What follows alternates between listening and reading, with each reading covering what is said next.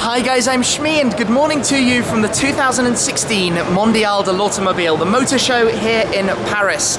Now today we're going to get to see plenty of new models, some new supercars and new releases, including the LaFerrari Aperta, the GTC4lusso T, now with a V8, Mercedes' convertible AMG GTC.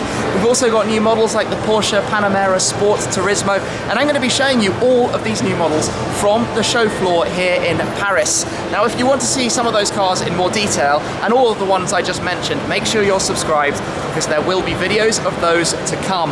Now there are a couple of notable exceptions from this year. We don't have Ford, we don't have Lamborghini. As usual, we don't have Aston Martin or McLaren, but there is a lot to see. So let's take a whiz around, starting over there at Ferrari, and let's see what we've got.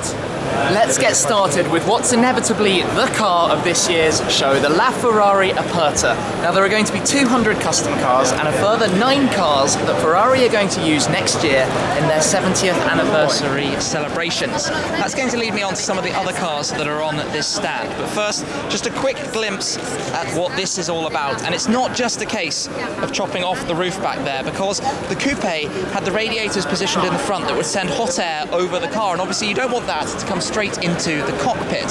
So in here, everything's had to be remodeled, a new under tray setup, new positioning of the radiators so that the air doesn't come straight in. Another change is with the doors. So the door mechanism originally had a hinge up here. Obviously that's had to go, and that means that it now opens at a slightly different angle and has had to have some additional support, obviously, to hold on to it and look after it. We've also got this new badge that's been released by Ferrari to celebrate the 70th anniversary year.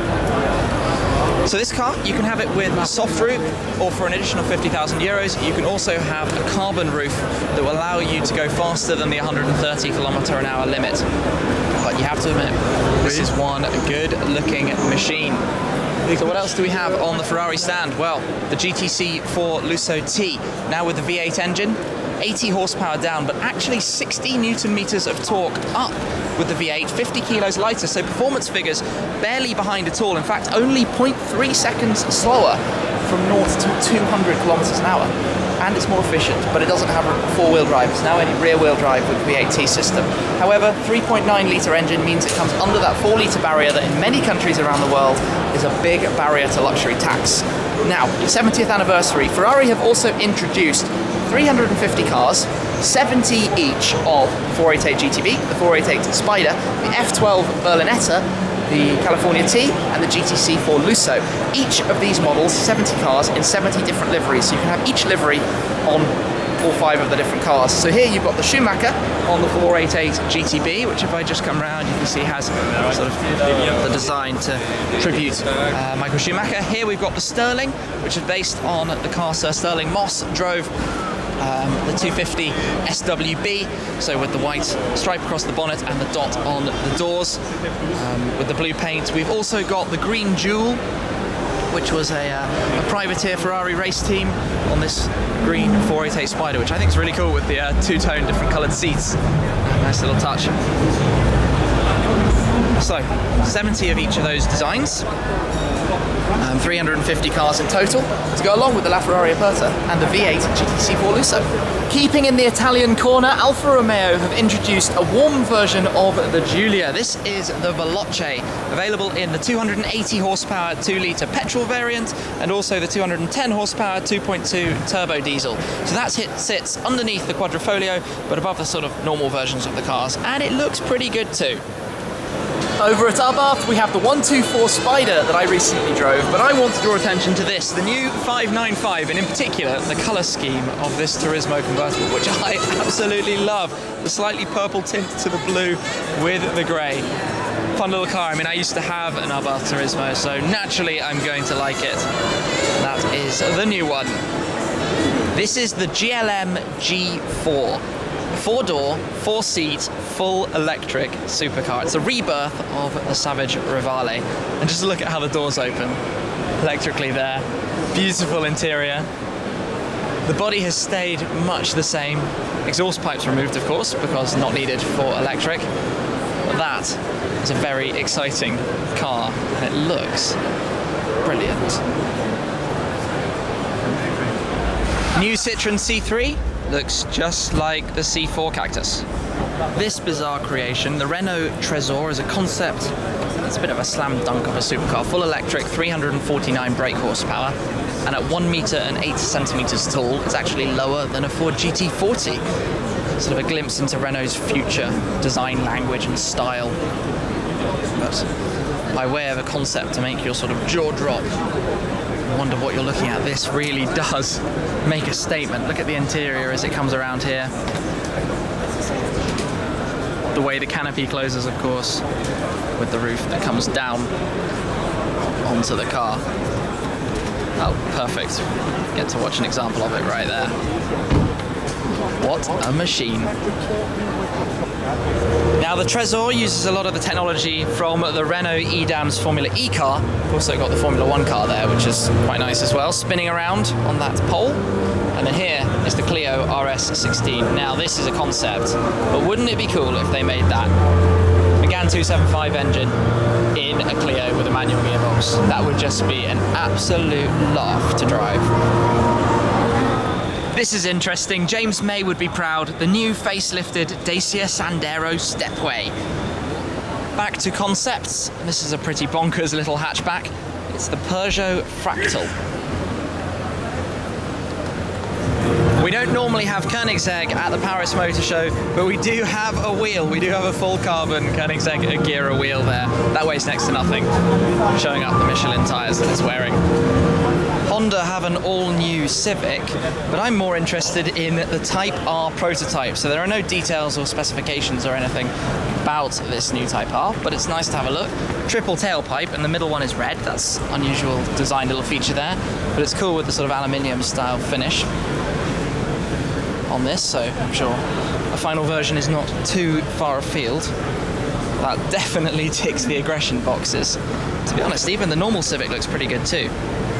I've come to the Mercedes stand because I was hoping to have a look at the new AMG GTC Roadster, the convertible version of the AMG GT, but unfortunately it is nowhere to be found. It seems like Mercedes didn't even bring their own new car to the party for us to take a look at, which means we can take a look at the AMG GTR instead, which of course is a particularly interesting car to me because it's the only car that I have on order that's on display here at the show in the absence of Ford and Aston Martin. So the GTR is the 577 brake horsepower version. The GTC, now also confirmed in coupe form, is 549 brake horsepower. It borrows this style grille from the AMG GTR, but it has a different lower skirt and sort of front splitter and general design to the bumper that goes with that. Big difference. It would have the lack of roof. Unfortunately, I can't show you that today, just the carbon roof of the GTR. And if I come around behind this camera, obviously the GTR carries the rear wing, which the GTC does without. Hopefully at some point in the future I'll get an opportunity to look at the GTC because it's going to be quite an exciting car, I'm sure, but at the moment it doesn't look like there's going to be a convertible version of the GTR, just some of the tech, the active aero, the rear wheel steer, and that kind of thing. But I'm going to jump inside because I'm personally honestly quite interested to learn a little bit more about it and have another play around and just sit and enjoy. So I rather suspect I'm going to be speccing mine something quite similar to this with the Green Hell Magno paintwork maybe. And maybe some all black wheels. We shall see in due course, but nonetheless, GTR, still a nice one to see. While we're here, this is quite cool. This was released at Pebble Beach, the Vision Mercedes Maybach, a 6-meter long, super luxury, elegant GT coupe. But what a sort of styling set of cues on that thing. Just look at the wheels. They're fairly insane on their own, but just the length of it, the overhang of the rear, the design, but still wearing that Maybach badge there on the rear quarter very elegantly. It's actually quite beautiful. It'll be interesting to see what the future for that holds. There's been a big buzz around this, the concept for BMW's X2, another smaller member of the X series, filling every possible niche. And right opposite, we have the Clubman John Cooper Works, the JCW as well. There's a big buzz at the Audi stand, and that's because there are a number of new cars. First up, this, the RS3 sedan. It uses the same 2.5-litre 5-cylinder engine from the TTRS, so you've got 400 horsepower, and no doubt it's a pretty awesome, fun car to drive. Next up, we'll go battle the crowds. very representative of a new model car at a motor show. The new Q5 is rather busy. You can see some design styling that's come down from the Q7, the aggressive look to the front end. No, I'm not going to try and walk around because I wouldn't get very far. What I will do is swing round to the S5 back here. S5 Sportback, we've got the A5 Sportback and the S5. In here we've got a 3-litre turbo.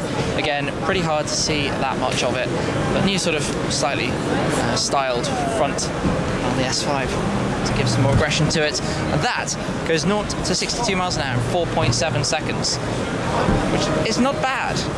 At Porsche, there's no Sport Turismo, the estate version of the Panamera yet, but what there is the new Panamera itself, the all-new car. And we'll take a quick look at this sapphire blue 4S here. You've got the turbo just there in grey, and then beyond it you've got the 4E hybrid. We'll pop over and take a look at that in a second. But this is really showing all sorts of new sort of updates for Porsche. So you can have a look at the sort of new style interior, the new dashboard, that massive screen in the centre there, the digital displays. I'll try and pop around to the other side in a second. But new engines, more efficient.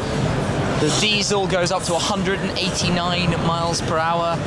A new look to the whole thing, new headlights, come around towards the rear. This car has the big sunroof open up there. I want to show the wing on the turbo at some point in the future. Hopefully we'll be able to make that drive happen. That's quite an exciting machine. Certainly I'll be doing my best to film a video with that when all is ready. So let me just come around too. We've got the Macan Performance package. So if the Macan Turbo wasn't enough for you, now it's got an extra 40 horsepower, new suspension setup, and even more, I guess, speed. Not going to be a Turbo S version of it. Just come back past the 718 Cayman S there. Show you the 4E hybrid if I can meander through the crowd. But I am looking forward to seeing this estate version of the Panamera when that's ready. It's going to be quite an exciting car. Getting a feel for what it's like being in the motor shows here, darting through crowds. But this here as well, I can show you, is the GT3, the new GT3 Cup car entering into the Super Cup next, and then it will come to the UK. After that, let's have a squeeze up to the 4E hybrid. Quick little glance at that. I do like how Porsche do those green calipers. Squeeze through, come through, and how at the rear of the car it's got the Porsche badge between the lights there on the black strip. That's always quite nice. This is the Volkswagen I.D, the last car we're going to take a look at today. It's their entry into the world of fully autonomous electric driving. So it's got a range of 249 to 373 miles. First car's delivered, well, when the production car is ready, 2020, and then hopefully on the road fully autonomous in 2025. Some interesting design features that I guess might not make it onto the final car, like the headrest mounts and the steering wheel that's sort of fitted into the dashboard and comes out. Certainly perfectly appropriate for a concept.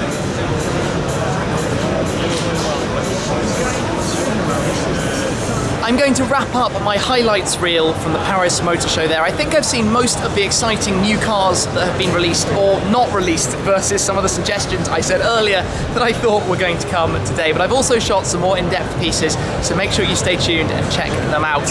Highlight for me has to be the LaFerrari Aperta. Such a stunning car, super, super rare. Great to see it launched here on a stand that, to be honest, was loaded with highlights. The V8 GTC4lusso T, and also obviously the 70th anniversary cars as well. But we've taken in some pretty crazy concepts along the way, seen a bunch of new cars, but I hope you've enjoyed the coverage from the 2016 Paris Motor Show. That's it for now though. Thank you very much for watching, guys, and I'll catch up with you again soon. Cheers!